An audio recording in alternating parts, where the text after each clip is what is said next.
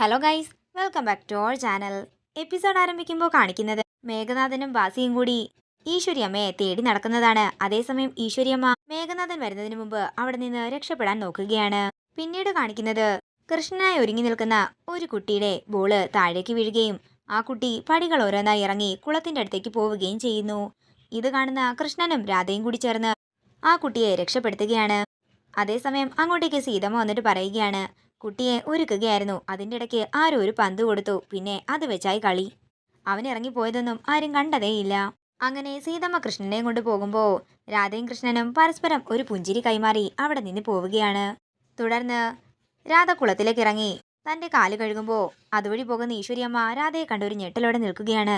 സുഭദ്ര, തൃപ്പങ്ങോട്ടെ സുഭദ്രയെ കൊലപ്പെടുത്തിയെന്നാണല്ലോ പറഞ്ഞു കേട്ടത്. പക്ഷേ ഇപ്പോൾ ഇത് സുഭദ്രയല്ലേ? ഇതിന്റെ പിന്നില് എന്തോ ഒരു രഹസ്യമുണ്ട്, അത് കണ്ടുപിടിക്കണം. അത്രയും പറഞ്ഞ് ഈശ്വരിയമ്മ രാധയ്ക്ക് പിന്നാലെ പോകുന്നു. പെട്ടെന്ന് മേഘനാഥനെ കാണുകയും ഈശ്വരിയമ്മ അവിടെ നിന്ന് ഓടി രക്ഷപ്പെടുകയും ചെയ്യുന്നു. പിന്നീട് കാണിക്കുന്നത് ബാസിയും മേഘനാഥനും ചേർന്ന് ഈശ്വരിയമ്മയെ എല്ലായിടത്തും നോക്കുന്നുണ്ടെങ്കിലും എവിടെയും കാണുന്നില്ല. നീയല്ലേ പറഞ്ഞത് അവരിവിടെ കണ്ടെന്ന്? അതെ സാറേ, ഞാൻ കണ്ടതാ, ഇവിടെ ഇരിപ്പുണ്ടായിരുന്നു. എന്നിട്ട് നീ എന്തിനാ ഇവിടെ നിന്ന് മാറിയത്? ചിലപ്പോ നിന്റെ സംസാരം കേട്ടിട്ട് സംശയം തോന്നി അവരിവിടെ നിന്ന് പോയതാകാമെന്ന് മേഘനാഥൻ പറയുന്നു. പിന്നീട് കാണിക്കുന്നത് കൃഷ്ണനും വേറെ 3 ചെറുപ്പക്കാരും കൂടി ചേർന്ന് പല്ലക്ക് ഉയർത്താൻ പോവുകയാണ്. തുടർന്ന് 3 പേർക്കും എത്രയും പെട്ടെന്ന് മംഗല്യം നടക്കട്ടെ എന്ന് തിരുമേനി പറയുമ്പോൾ ദേഷ്യപ്പെട്ടുകൊണ്ട് പല്ലക്ക് അവിടെ താഴെ വെച്ച് കൃഷ്ണൻ അവിടെ നിന്ന് മാറി നിൽക്കുന്നു. തുടർന്ന് അങ്ങോട്ടേക്ക് രാധ വരുമ്പോൾ സീതയമ്മ പറയുകയാണ്, അത് മോളെ, തിരുമേനി ആ കുട്ടിയോട് മംഗല്യം പെട്ടെന്ന് നടക്കട്ടെ എന്ന് പറഞ്ഞു. അത് ആ കുട്ടിക്ക് ഇഷ്ടപ്പെട്ടില്ല, അതുകൊണ്ട് പിണങ്ങി മാറി നിൽക്കുകയാണ്. ആ കുട്ടിയെ കൊണ്ട് മാത്രമേ ഇനി ഈ പല്ലക്ക് ഉയർത്തി ഈ ചടങ്ങ് പൂർത്തിയാക്കാൻ സാധിക്കൂ. ഇത് കേൾക്കുന്ന രാധ കൃഷ്ണന്റെ അടുക്കലേക്ക് ചെന്ന് കൃഷ്ണനെ പറഞ്ഞു മനസ്സിലാക്കുകയാണ്. രാവിലെ തന്നെ ഈ പല്ലക്കിന്റെ പ്രദക്ഷിണം കാണാൻ വേണ്ടിയിട്ട് വന്നിരിക്കുന്ന ഒരുപാട് ജനങ്ങളുണ്ട്. നിങ്ങളുടെ ഈ തീരുമാനം കാരണം അവരും വിഷമിച്ച് നിൽക്കുകയാണ്. എൻ്റെ മാഷെ, ആ തിരുമേനി പറഞ്ഞ കാര്യമാണ് നിങ്ങൾ കാര്യമാക്കുന്നതെങ്കിലേ അത് നിങ്ങൾ മുഖവിലക്ക് എടുക്കേണ്ട. നിങ്ങൾക്ക് വേറെ എന്തെങ്കിലും നല്ല കാര്യം നടക്കും. പാവം ഇവിടെ വന്നിരിക്കുന്ന ജനങ്ങളെ നിങ്ങൾ വിഷമിപ്പിക്കാൻ നിൽക്കരുതെന്നൊക്കെ രാധ പറയുമ്പോൾ തൻ്റെ തെറ്റ് മനസ്സിലാക്കി ചെന്ന് പല്ലക്കെടുക്കുകയാണ് കൃഷ്ണൻ. തുടർന്ന് പല്ലക്ക് വെച്ച് പ്രദക്ഷിണം നടത്തുകയാണ്.